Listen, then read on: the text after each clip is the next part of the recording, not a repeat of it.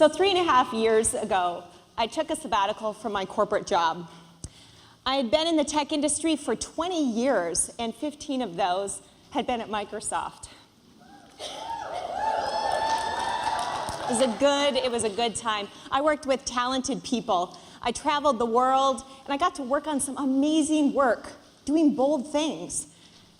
I also had some success while I was there. In fact, I earned the coveted sabbatical, something that people get when they've been there for a while and also achieved at a certain level.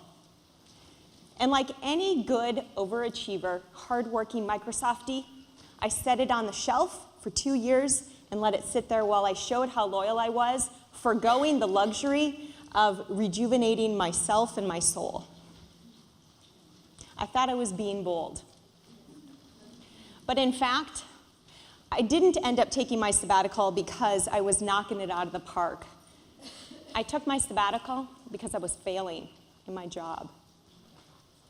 The work group I was part of was going through a reorganization. I'd gotten the worst manager scores of my career. And the job that they were offering me was clearly a demotion, no matter how they tried to spin it. I was working really hard, but I wasn't getting ahead and I wasn't doing it right. And so a friend and a mentor at the company finally called me, and she said to me, "Jill, don't take that job they're offering. Instead, pull your sabbatical forward, take some time off, and figure out life." And so that's what I did. I took 3 months to get healthy. I slept 8 to 9 hours a night. I hiked in the mountains. I breathed in the fresh Utah air. I went to yoga. I contemplated my next bold move. Would I go back to Microsoft, and what kind of job would I take on? Or a dream of mine had always been to work for the Sundance Film Festival, so I explored that a little bit too.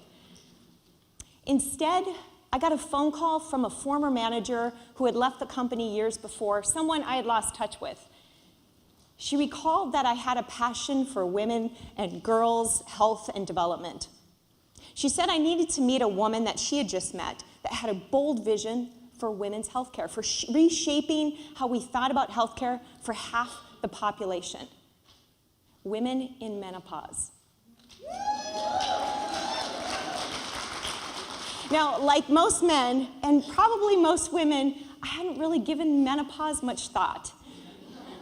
But I was intrigued enough to book a plane ticket to LA to go meet Jacqueline Brandwin, the woman that she had mentioned to me. And I went and met Jackie. She was credited with building the Neutrogena brand into the brand we know it to be, and then selling it to Johnson & Johnson years later. She had a vision for women's health as they go into their perimenopause years in our 40s. It's a hormonal change that every woman goes through. It's kind of like puberty the second time around, but the opposite thing happens.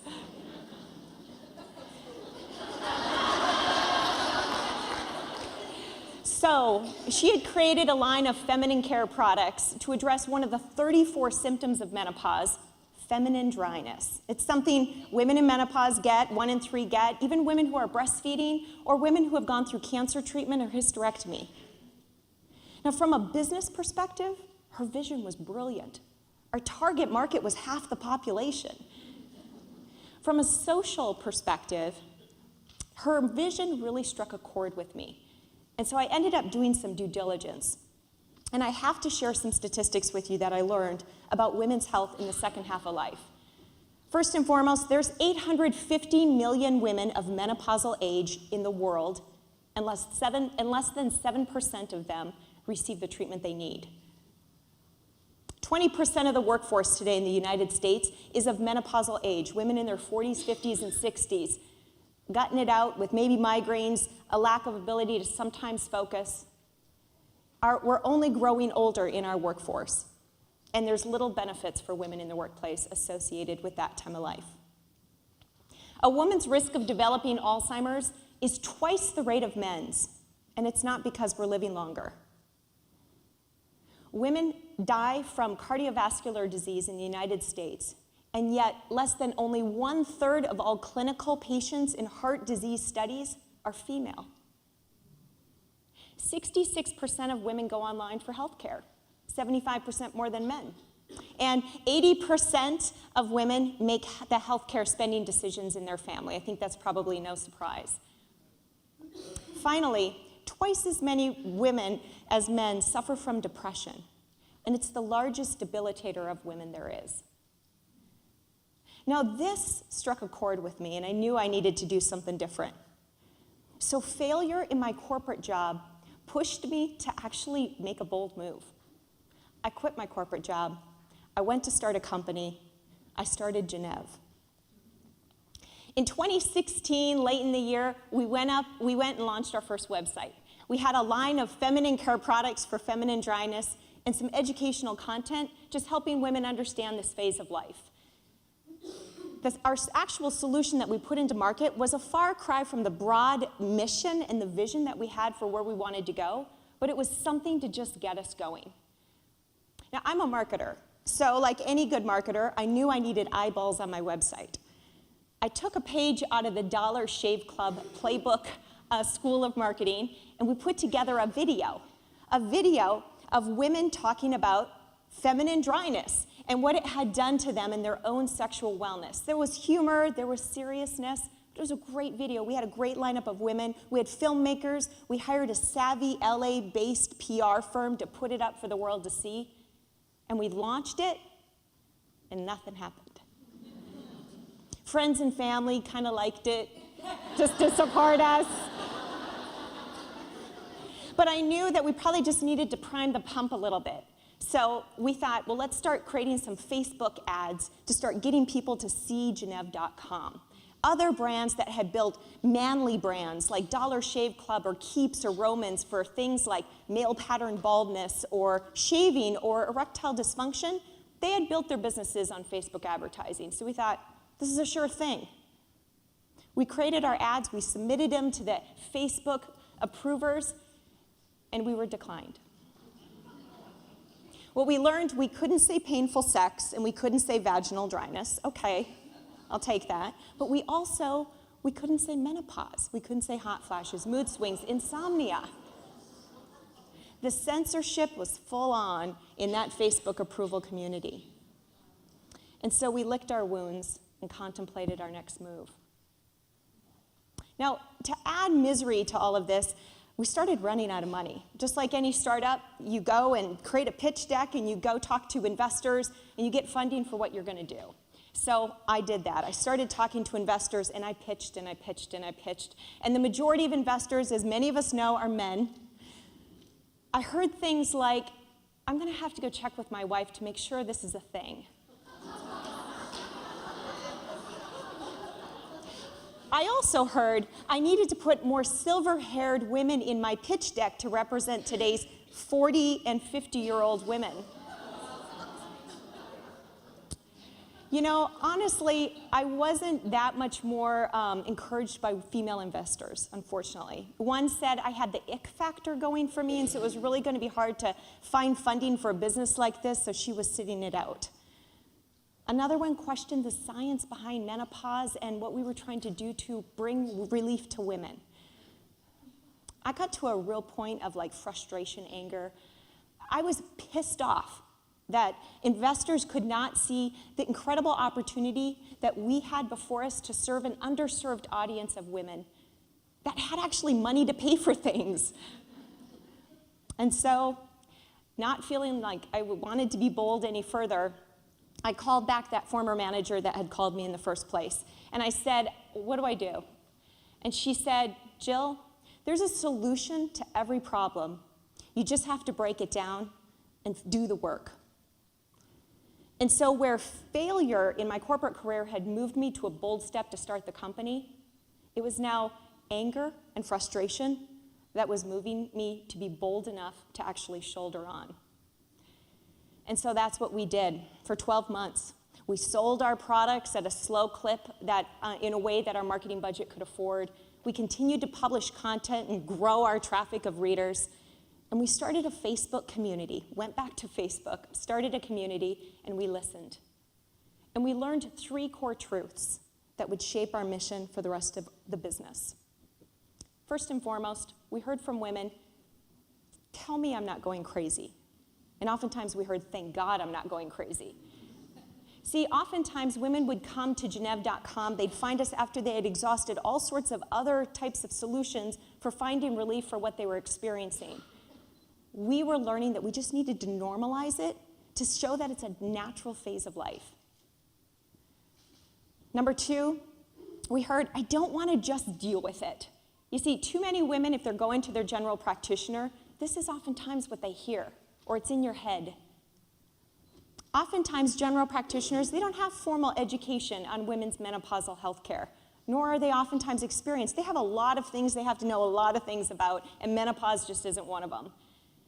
So women would go to an OBGYN who does have experience in education, and yet we have a great shortage of them in the United States. So we knew we needed to improve access to care. Third, we heard, how do I get my life back? Enough women were feeling just like out of control of what was going on. We heard from perimenopausal women in their 40s who were starting to experience hot flashes and menstrual changes and like say, what the hell? We heard from women, working women, who were scared that they were losing their edge at work. We heard from 30-somethings women who had gone through cancer treatment or hysterectomy and were prematurely thrust into what menopause has to offer. We heard from veterans, female veterans, experiencing PTSD the second time around, but even more severely because of the hormonal changes they were going through. We heard from transgender men, born as women, now going through menopause as a man. We heard from mothers who were concerned about the relationships with their families and how unexpected rage or mood changes would impact the way they were treating their children and their partners. And we heard from countless women who were worried about their relationships, intimate relationships, sexual relationships, because they had lost libido or it hurt to have sex. We learned and we listened. And I tell you all those things not to scare you. You may be been through menopause, or you're going through it, or you have it yet to look forward to. I tell you that feedback simply because it shows the power of women speaking up and using their voice. And with that, we reshaped our mission. We knew we had to improve access to care. We knew we had to destigmatize this and show that it's the start of the second half of life, not the end. We knew that we needed to pivot the business. So on January 9th, just 2 months ago, I stood on stage in San Francisco at the JP Morgan Health Conference and relaunched Gennev as the first ever online clinic for women in menopause.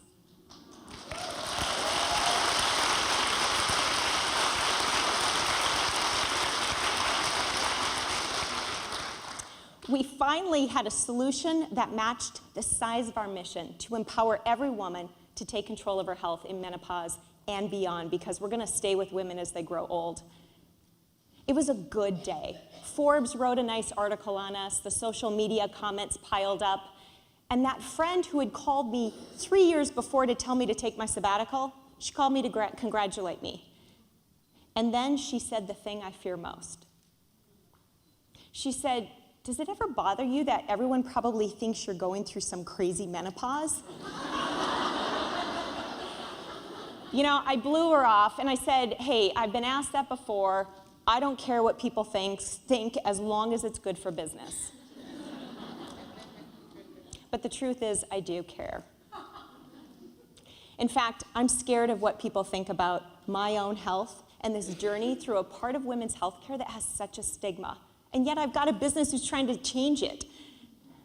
I'm also scared of what it's going to require in terms of being bold enough, this part of women's health for generations. Do I have the soul and the grit and the resilience to actually help us get there? And so when failure and fear and anger had driven me to being bold once before, I'm now in a place in my business of making another bold move. I'm stepping up to actually be more of the face behind the brand, something that women can connect with, because that's what we've heard from our constituents. You see, through this journey of finding myself and being bold or not, again, I'm at this place of either go bold or go home. And this time it's brought on by the fear of really understanding, Do I have what it takes? Over the 3.5 journey since that sacred sabbatical, I've learned that being bold is not a moment in time. It's a series of failures, fear and anger, and now fear and anger that have driven me to places that I didn't even think I was capable of. Like you don't, like any of us on the stage today, you don't have to start a company or quit your job or travel the world to be bold. Bold comes in all shapes and sizes. But the one thing I have learned is that you have to put yourself into a place of discomfort. You have to set yourself up for accidents. In fact, I think I accidentally arrived at where I'm at today. None of this was planned. But I think the notion of accidentally arriving at being bold is the best way to get there, because then you don't focus on being bold, you just focus on doing the right thing. Like any of us on the stage today, you all have a place of being bold in your own life. And it really starts with filling your soul with what you love and what fulfills you. Maybe it's just spending time with a friend that needs you. Maybe it's thinking about doing something new that you've always wanted to do. But I encourage you to take it on, put yourself in a place of a little bit of discomfort, and be empowered and be bold. Thank you.